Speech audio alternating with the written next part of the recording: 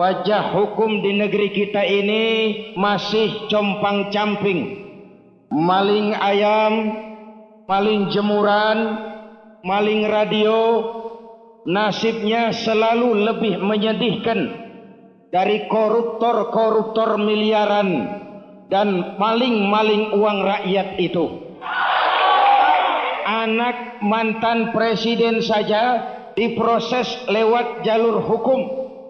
Ini akan jadi satu kenyataan bahwa memang negara kita adalah negara hukum dan tidak ada yang kebal hukum di republik ini.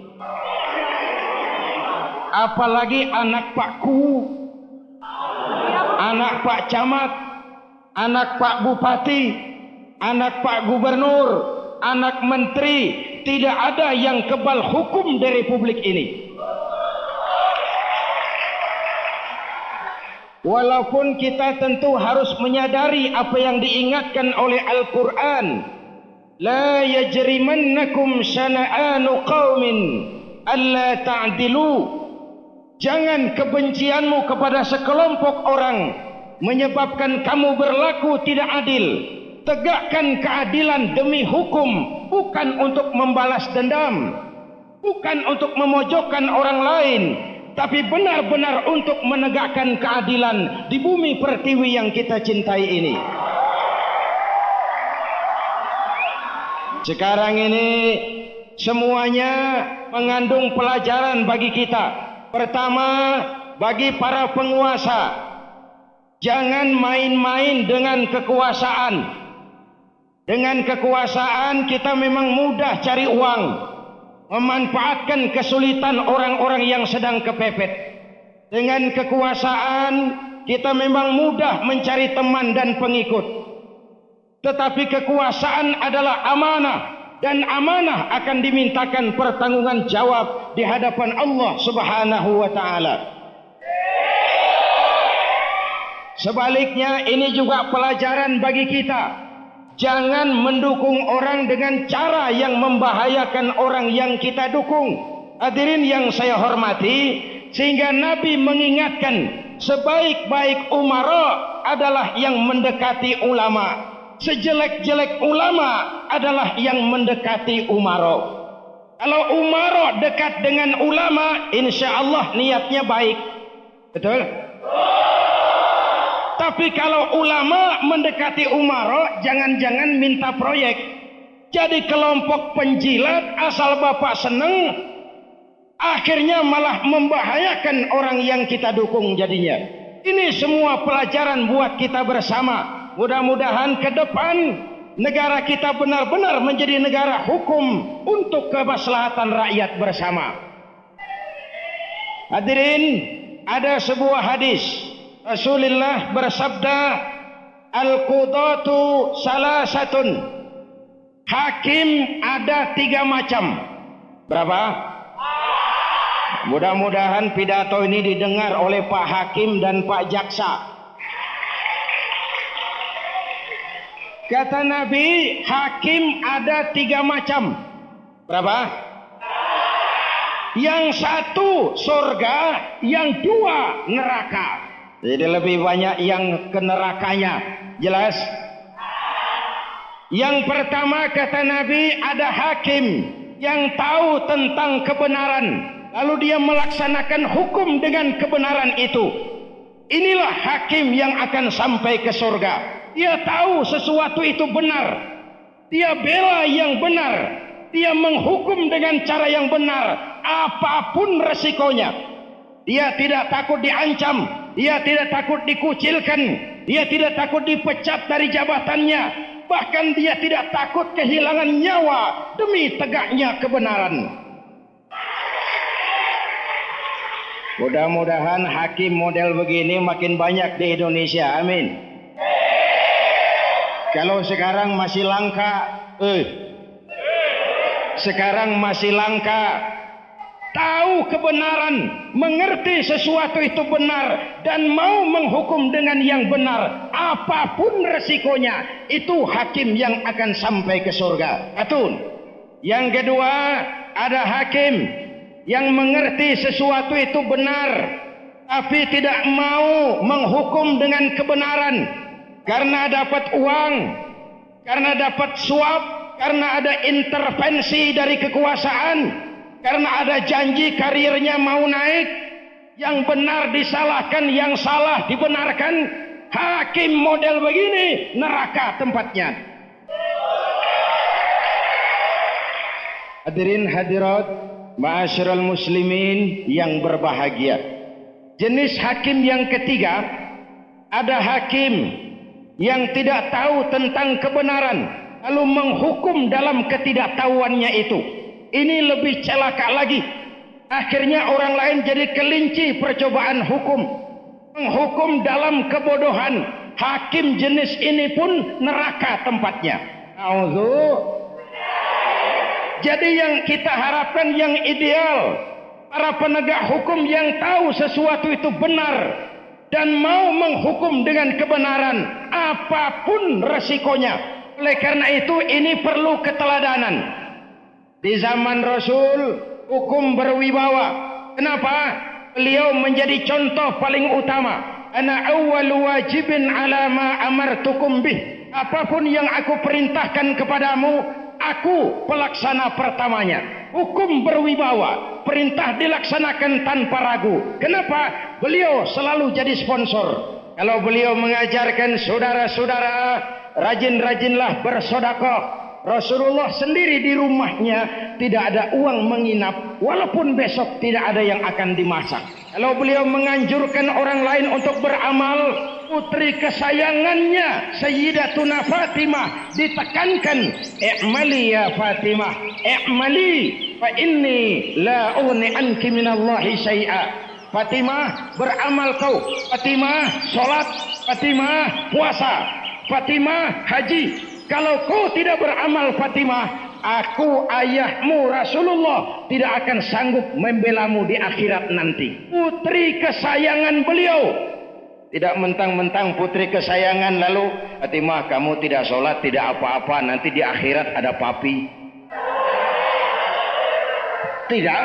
Beliau tegas. Kalau beliau bicara soal keadilan, beliau juga yang berkata, "Walladzi nafsi biyadihi lau anna Fatimah binti Muhammadin saraqat laqata'a Muhammadun yadaha."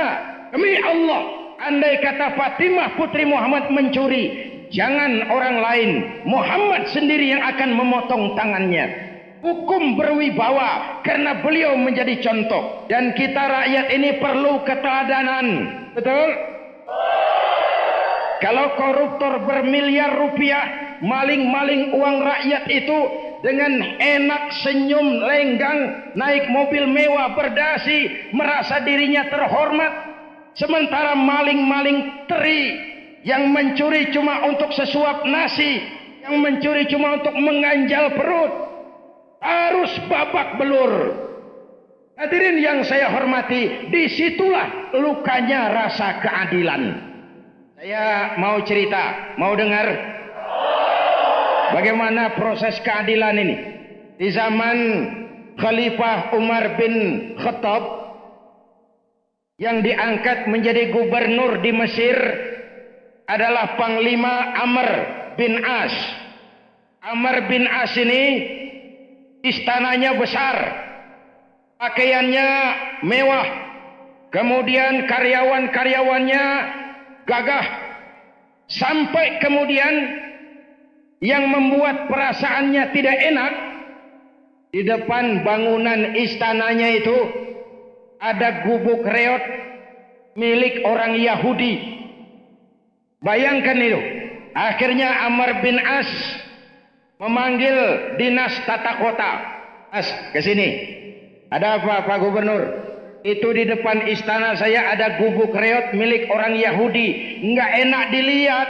Di depan istana gubernur yang megah ada gubuk reot milik orang Yahudi lagi. Jadi bagaimana Pak Gubernur? Gusur saja. Ya tapi harus punya alasan yang kuat Pak Gubernur. Bilang saja itu kena planologi. Kita mau bangun masjid di situ. Atau panggil saja Yahudinya kemari. Dipanggillah si Yahudi menghadap Gubernur Amr bin As. Saudara Yahudi, iya Pak Gubernur. Kamu tahu apa Pak Gubernur? Rumah gubuk kamu itu kena jalur hijau. Oh, saya tidak ngerti Pak Gubernur, saya kan rakyat kecil. Makanya kalau mau bangun ngurus IMB, kamu main bangun saja. Sudah, itu saya mau bangun masjid di tanah situ. Gubuk kamu saya beli.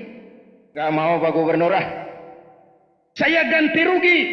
Gak mau Pak. Kenapa? Oh namanya ganti rugi Pak. Biar digantikan saya tetap rugi. Sudahlah, saya bayar 2 kali lipat. Gak mau Pak. 3 kali lipat. Gak mau Pak. Mangkel Gubernur. Akhirnya panggil Kamtib. Tarik itu rumahnya. Diderek rumahnya. Ambruk. Yahudi itu berlinang air mata. Begini rasanya jadi rakyat kecil. Sudah jatuh selalu terpuruk. Tapi pikir-pikir Amr bin As kan cuma gubernur. Di atasnya masih ada khalifah. Saya mau lapor saja kepada atasannya di Madinah. Berangkatlah Yahudi ini ke Madinah untuk mencari keadilan. Berhari-hari dia tempuh perjalanan dari Mesir ke Madinah. Menyeberangi lautan, menyeberangi gurun pasir. Sambil di hatinya berpikir, kalau nanti saya sampai ke Madinah, apa pengaduan saya bisa diterima oleh Khalifah Umar bin Khattab? Saya Yahudi, non-Muslim, rakyat kecil, apa saya akan diterima dengan baik? Apa perkara saya mau didengarkan?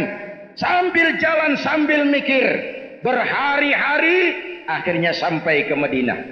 Cari-cari tempat kediaman Khalifah.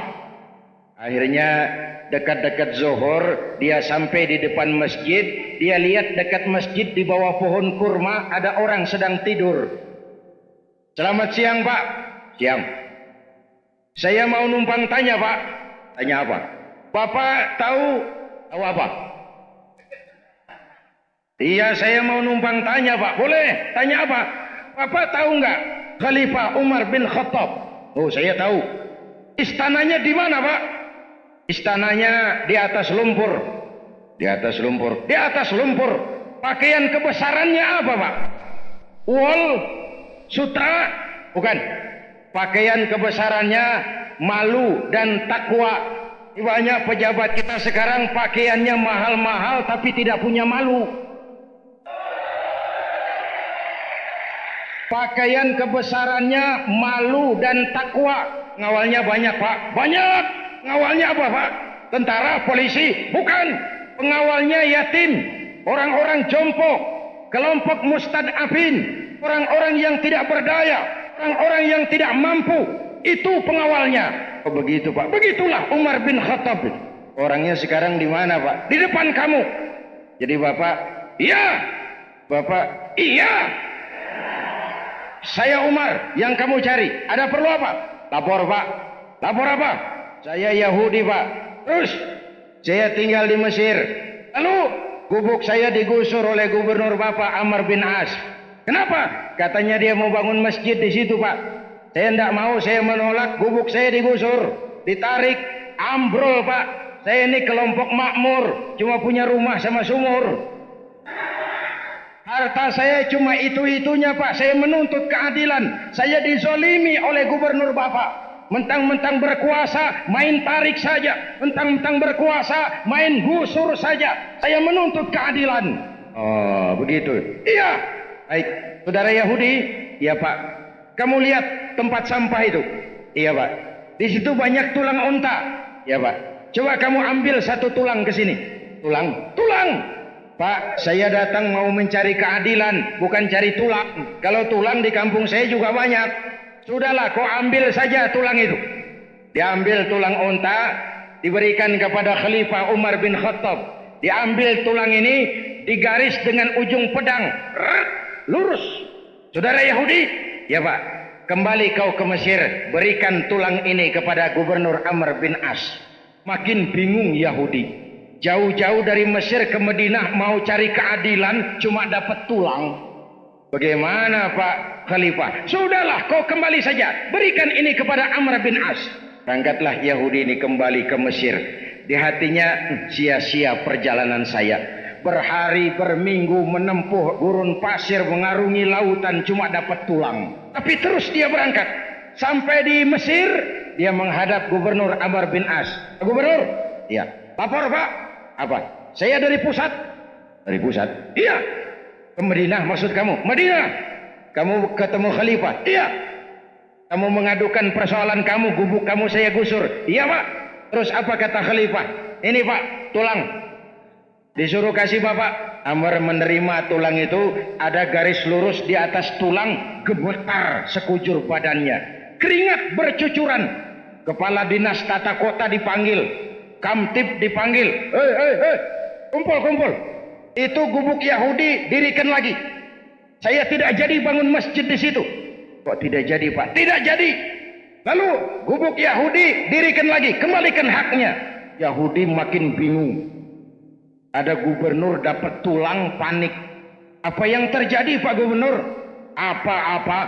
Kamu sedikit-sedikit main pusat. Ngomong dulu di sini. Tahu nggak kamu, saya dapat teguran keras dari Khalifah Umar bin Khattab. Seolah beliau berkata lewat tulang ini, "Hai Amr bin As, jangan mentang-mentang jadi gubernur ya, lalu bertindak seenakmu. Mumpung kau sedang berkuasa, berlaku adil dan luruslah kamu seperti lurusnya garis di atas tulang ini. Kalau kau tidak adil, kalau kau tidak lurus, nanti aku luruskan dengan pedangku." Siapa yang tidak gemetar ditegur kayak begitu? Kamu brengsek, main lapor. Hadirin hadirat yang saya cintai, saya kembali bagaimana bingungnya Yahudi ini. Tuan Gubernur, ya, itu arti tulang yang dikirimkan oleh khalifah tadi. Betul. Kalau begitu Islam benar-benar adil ya. Adil. Perkara saya dimenangkan, kamu menang. Padahal saya Yahudi kamu. Tapi perkara saya menang.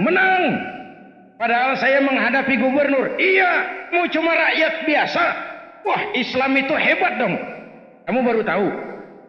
Pak Gubernur, kalau memang begitu, silakan gubuk saya itu dipakai saja untuk pembangunan masjid. Tanah-tanahnya saya wakafkan sudah. Terus, kamu tidak menuntut ganti rugi? Tidak. Bukan cuma sekedar itu Pak Gubernur. Mulai hari ini Bapak saksikan, asyhadu an la ilaha illallah wa asyhadu anna Muhammadar Rasulullah. Yahudi masuk Islam karena melihat sistem dan nilai keadilan dalam Islam. Tidak pandang bulu, yang benar tetap benar, yang salah tetap salah, walaupun dia Yahudi.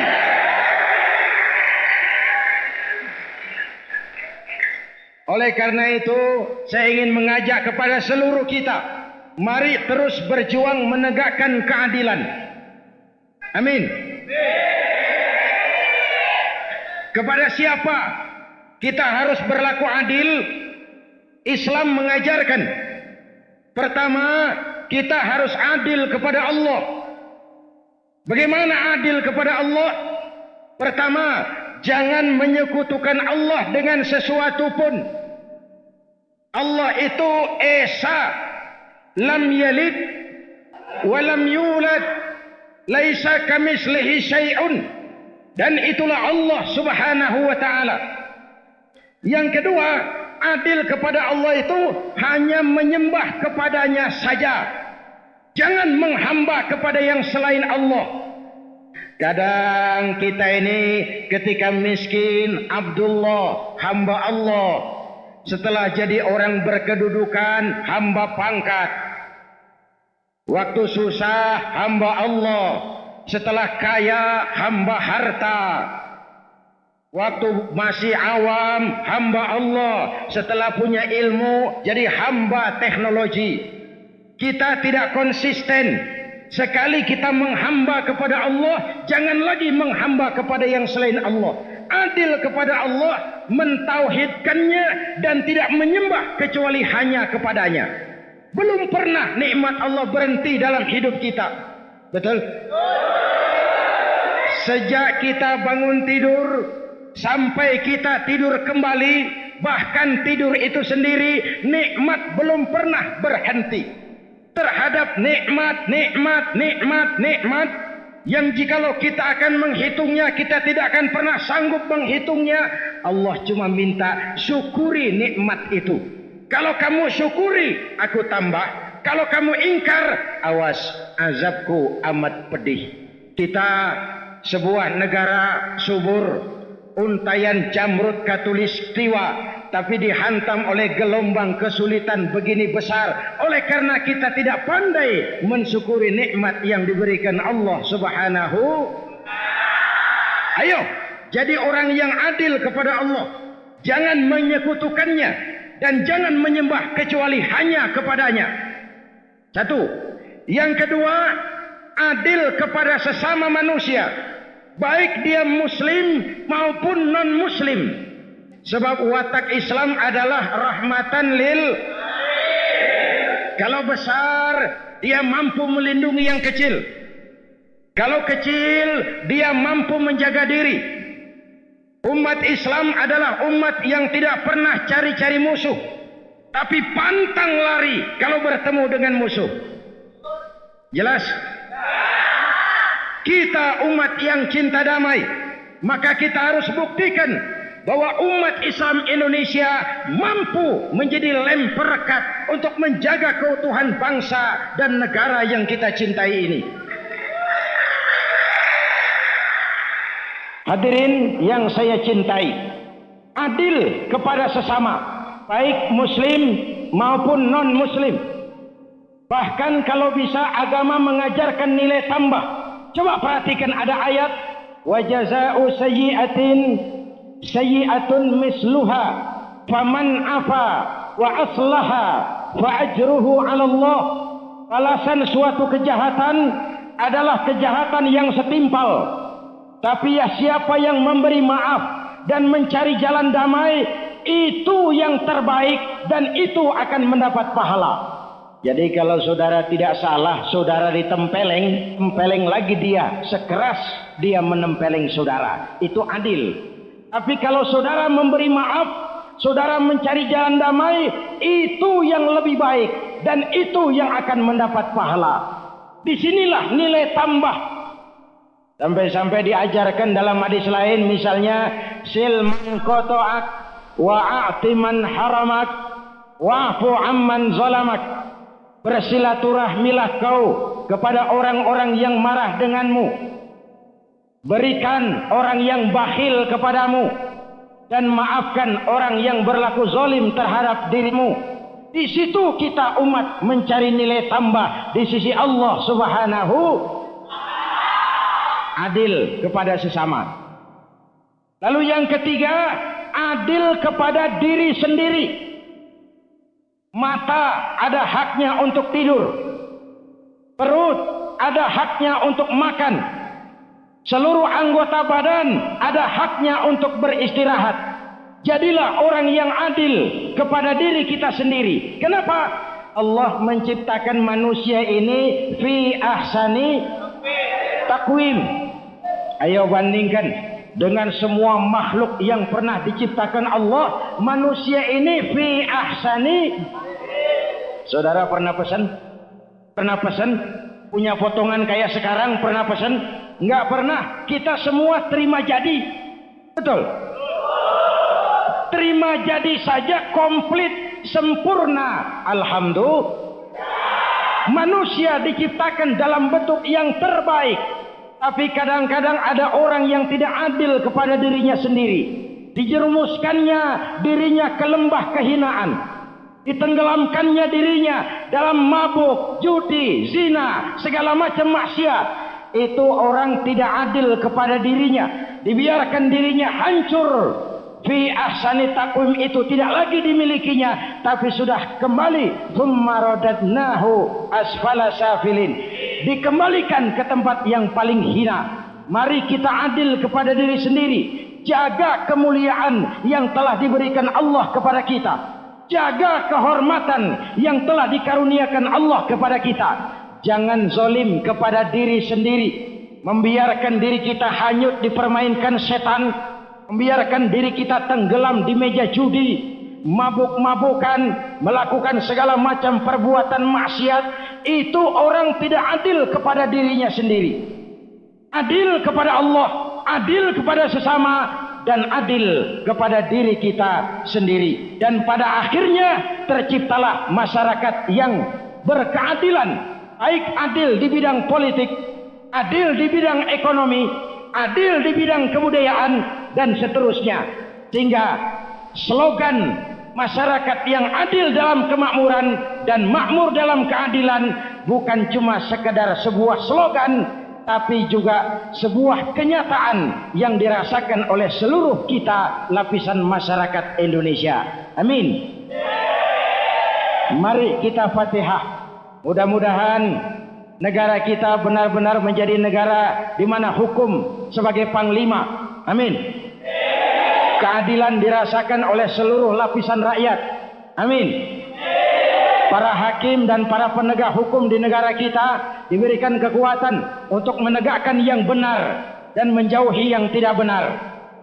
Sementara kita tetap menganut azas praduga tak bersalah. Kalau orang belum dinyatakan salah oleh pengadilan, dia harus dipandang sebagai tidak bersalah.